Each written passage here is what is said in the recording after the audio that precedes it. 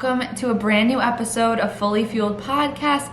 If you're new here, my name is Taylor. I'm sure a lot of you guys know me by now, but if you happen to stumble across this podcast, that is awesome, and I'm so happy you're here.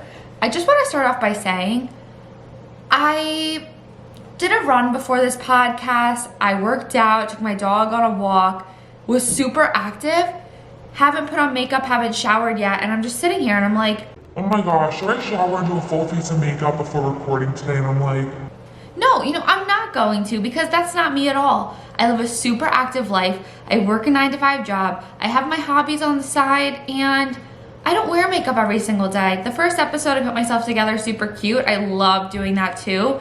Love curling my hair, love doing the makeup, but most days are like this. Most days I look like this. My hair is up in a high ponytail and I'm just rocking with it. So this is me. This is literally me every single day. For those of you guys who are just listening on Spotify, as I said, like I'm literally just, I'm not the kind of girl that's gonna put on makeup every single day. I feel like I used to be that way, but life got busy and I've kind of accepted myself without it, and I'm happy without the whole glam. So yeah, but anyways, this episode is all about cheat days, cheat meals, and how stupid they are and how they shouldn't exist. So why do I feel like this and how it's kind of shifted? I used to have cheat days, and this was honestly very recently. I was super restrictive, tracking my macros, tracking my calories, and I would have one day of the week where I could enjoy a meal, get whatever I wanted. But I would be so restrictive during the week that I would literally eat till I pretty much felt sick. I think about every cheat meal that I've had, as I sit here and talk about this, and I always felt horrible after. The last one I had, me and my boyfriend, we went out to sushi, and I ate till I literally felt sick because I was like, this is all you can do. This is all you can have with the sushi till next week. And when you have this mindset, you feel like you have no control and you feel like you can't stop. So this has totally changed. As you guys know, I've started my intuitive eating journey, and I'm no longer tracking my macros and my calories. I already feel amazing because there is no such thing as a cheat meal. There's no such thing as a cheat. There's no such thing as any of that. Let's remove it from our vocab. And what happens when you don't have that? You can actually go out to eat and only have however much of your meal that you want until you feel satisfied, and then you're done. You don't eat till you're sick. You don't feel like you have to eat because you'll never have it again. You know it's always going to be there. You eat till you feel good. You eat till you feel satisfied.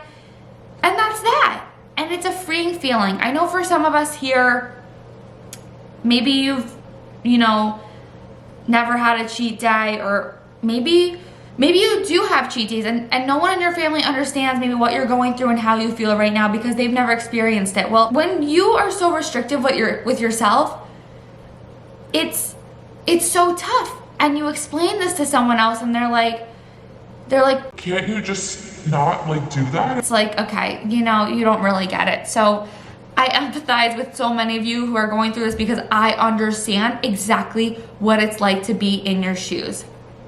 Now, moving a little bit into this topic, I've seen this on social media from other people. And I used to be one of these people that were like, don't call it a cheat meal, call it a refeed meal, call it an unplanned meal, an untracked meal. Guess what? I don't care what you call it. It's never changed how I felt. It never changed me eating till I felt sick. It never changed me feeling guilty. None of that. None of that. None of it changed just because you call it a different name. It's the same thing, because the underlying issue is that you're still being super restrictive, and you have been restrictive. As someone who has lost 50 pounds, I don't think that people talk enough about what can happen after weight loss. And normally it's not super pretty, because you're doing life after weight loss. Weight loss is tricky because you almost have to be restrictive for a little bit of time and learn to understand your body. It's such a weird thing because you are being restrictive with weight loss in some way, shape, or form. Some people have to lose weight. You know what I'm saying? They have to lose weight for their health. They don't feel good in their own skin. They know that they haven't had good habits for a long time. But coming out of that is so difficult. And I see a lot of time with weight loss and just the overall fitness industry, these cheat days, and they become toxic over time because, again, once you've understood macros and understanding how to fuel your body, protein, carbs, fats, micros, all that kind of stuff, I encourage everyone to just find balance in their life, and it takes time. So I'm not gonna sit here and be like, find that balance, because it's not easy. It's not an easy concept. So people ask me all the time, how have I stayed consistent? How have I developed balance? Well, it's trying to get into a certain routine over time. A great thing that I've done is use a planner. I write down I'm going to the gym today. I write down that I'm doing this, I'm doing that. And that has helped me create some sort of routine and stay consistent and find some sort of a balance in my life. But that's not easy at all. And when I had these cheat days, I felt like it was impossible to go out to dinner and choose a healthy option. Going out to dinners with friends that were unplanned, family, boyfriend, I would typically have a meltdown before, especially in the last few months, because I was reaching my breaking point. I couldn't take it anymore. And a very freeing experience that I'm going to talk about super quick is I went out to dinner with my friend Molly. This was the day before my last straw. And she was like, this meal is so good. We went to a healthy restaurant where I live in Ohio. And she was like, I just love the way their food makes me feel. And I was like, I love the way this food makes me feel too. Like, so healthy. I feel incredible. And that was one of the moments where I had my wake up call and said, you know what? I want to eat to feel good. I want to eat to nourish my body. I don't want to have these cheat days. I don't want to do this anymore. I'm sick of it.